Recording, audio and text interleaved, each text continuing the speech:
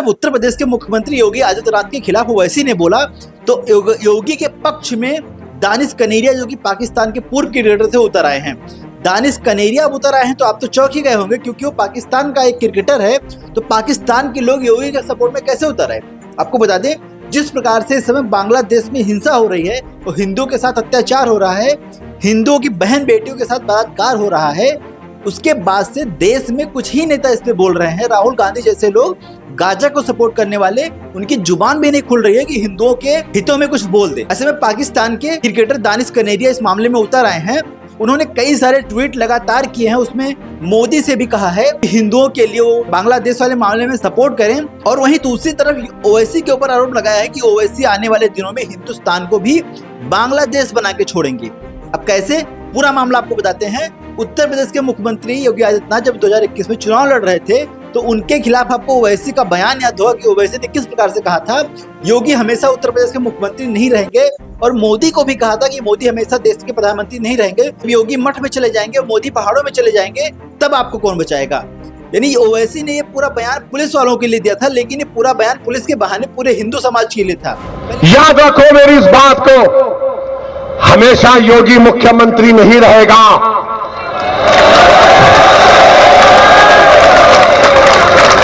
हमेशा मोदी प्रधानमंत्री नहीं रहेगा। और हम मुसलमान वक्त के एतबार से खामोश जरूर हैं, मगर याद रखो हम तुम्हारे जुल्म को भूलने वाले नहीं हैं। हम तुम्हारे जुल्म को याद रखेंगे। अल्लाह अपनी ताकत के जरिए तुमको निस्तो नाबूद करेगा इंशाअल्लाह ताला। और हम याद रखेंगे, हालात बदलेंगे। जब कौन बचाने आएगा तुमको? जब योगी अपने मठ में चले जाएंगे, मोदी पहाड़ों में चले जाएंगे, हो सकता है या कहीं पर जाकर रहेंगे।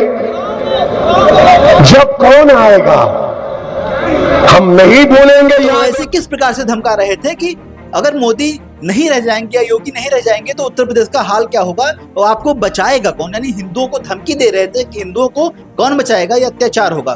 तो उसी को लेकर दानिश कनेरिया जो कि क्रिकेटर है पाकिस्तान के, उन्होंने ट्वीट किया है। उनके उसी भाषण को रीट्वीट करते हुए लिखा है कि ओवैसी भी उत्तर प्रदेश को या फिर देश को या फिर भारत को अब कहीं ना कहीं बांग्लादेश बनाने की कोशिश कर रहे हैं और आगे आने वाले दिनों में बनाएंगे भी। और वहीं दानिश कनेरिया ने तमाम तरह 2-3 पोस्ट और भी किए हैं, उसमें मांग की है कि हिंदुओं की रक्षा हो, हिंदुओं के ऊपर अत्याचार न हो। मतलब देश के लोग, हमारे देश के भीतर जो सांप बैठे हैं वो हमें डसने का काम कर रहे हैं। वहीं पाकिस्तान जैसा देश जो कि भारत का धुर विरोधी है, उसका एक क्रिकेटर कह रहा है कि वो ऐसी गलत बोल रहे हैं। अब आप समझ सकते हैं कि हिंदू मुस्लिम कौन करता है और हिंदू मुस्लिम दंगा कौन भड़काता है, या फिर हिंदुओं के खिलाफ बयान कौन देता है। वो ऐसे एक मुस्लिम नेता हैं, मुस्लिम के बड़े नेता जाने जाते हैं और लगातार मुस्लिमों को भड़काने का काम करते चले आए हैं। और यही नेता हैं जो हिंदू मुस्लिम में दरार डालते हैं और बात करते हैं देश में भाईचारे की। यही नेता है जो राष्ट्रगान नहीं गाना चाहते, वंदे मातरम नहीं गाना चाहते। और ये वही नेता है जो कहते हैं कि हमें हिंदुस्तान में खतरा है। लेकिन जिस प्रकार से बांग्लादेश में आज हिंसा हो रही है वो सोचने योग्य है और इस पे किसी की जुबान नहीं खुली, चाहे राहुल गांधी हो, चाहे देश के तमाम सारे नेता हो। तमाम सारे नेताओं ने जो कि गाजा को सपोर्ट कर रहे थे वो इस मामले पे मुंह नहीं खोल रहे हैं। आज हिंदुओं का सपोर्ट करने के लिए कोई नहीं बचा है। लेकिन दानिश कनेरिया का जो ये ट्वीट हुआ है उसके बाद से देश में हड़कंप मचा हुआ है। ट्वीट पूरा वायरल हो रहा है, वीडियो पूरी वायरल हो रही है, क्योंकि दानिश कनेरिया पाकिस्तान का जो है उसने कैसे कहा है कि ओवैसी हिंदुस्तान के लिए खतरा है। यानी ओवैसी जो पाकिस्तान का गुड़ गाता है, ओवैसी जो हिंदू मुस्लिम दंगा भड़काता है, वो उसी ओवैसी की बात कर रहा हूँ। उसको पाकिस्तान भी नहीं एक्सेप्ट करता है और पाकिस्तान के लोग भी जानते हैं कि ओवैसी जो समाज के लिए जहर है, चाहे वो हिंदू हो, चाहे वो मुसलमान हो, चाहे वो सिख हो, चाहे ईसाई हो, जो हिंदू मुस्लिम दंगा भड़काएगा वो समाज के लिए जहर ही है। तो ओवैसी का जो भाषण था उस पर दानिश कनेरिया ने बड़ा गंभीर आरोप लगाया है। वहीं योगी आदित्यनाथ ने हिंदुओं को लेकर बांग्लादेश में क्या क्या बोला था आपको सुनवाते हैं। सम और विषम परिस्थिति में कोई हमारे मूल्यों के से डिगा न सकता हो, कोई हमें हमारी भावनाओं के साथ खिलवाड़ न कर सकता हो, ये हम अवश्य प्रयास करें। क्योंकि जो नकारात्मक ताकतें हैं, जिनके मन में आपके प्रति सद्भावना नहीं दिखावटीपन है, जो राम के अस्तित्व को नहीं मानते, जो कृष्ण के अस्तित्व को नहीं मानते, जिन लोगों के मन में भारतीयता के प्रति कोई सम्मान का भाव नहीं, जिन लोगों के मन में ये कोई भाव नहीं कि दुनिया के किसी कोने में कोई हिंदू प्रताड़ित हो रहा है तो उसके प्रति आवाज उठा सके, क्योंकि उसमें भी उन्हें लगता है कि अगर हम आवाज उठाएंगे तो कहीं यहां उनका वोट बैंक न खिसक जाए। वोट बैंक भी जिनको दुनिया के अंदर होने वाले किसी अत्याचार में वोट बैंक दिखाई देता हो, वो आपके हितैषी कैसे हो सकते हैं?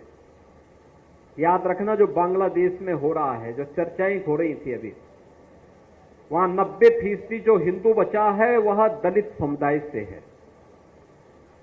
और मैं इसीलिए कहना चाहूंगा, ये जो सबके मुंह सिले हुए हैं, इसलिए सिले हुए हैं क्योंकि इनके मालूम है कि बांग्लादेश को हिंदू उनका वोटर नहीं होगा।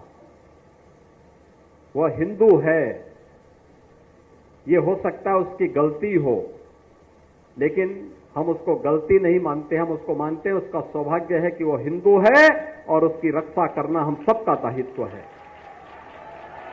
उसकी पीड़ा के साथ खड़ा होना हमारा दायित्व है।